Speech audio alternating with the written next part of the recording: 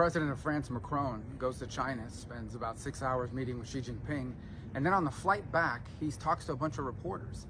And here's what he told the reporters. He told the reporters, number one, that it's time for Europe to break away from the United States, not to depend on the dollar, not to depend so much on us, to become their own third superpower. The second thing he says, which I found really interesting, was that Europe needs to make sure that they don't get involved in conflicts that are not their conflicts. Specifically, that Europe should not be picking sides on Taiwan between the United States and China. And so I think this is a good moment for us to ask Europe, does Macron speak for all of Europe? Is Macron now the head of Europe? Is he now the most powerful leader in Europe? Because if he is, then there's some things we're going to need to change. Number one, Europe, including France specifically, has depended heavily on the United States for 70 years for their own defense.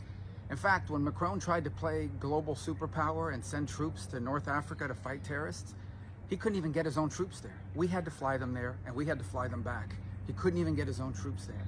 So if they're going to break off on their own and follow Macron's lead, that's going to save us a lot of money. As far as not getting involved in other conflicts that are not ours, we need to ask Europe, does he speak for them? Because we're pretty heavily involved in Ukraine right now. We're spending a lot of our taxpayer money on a European war.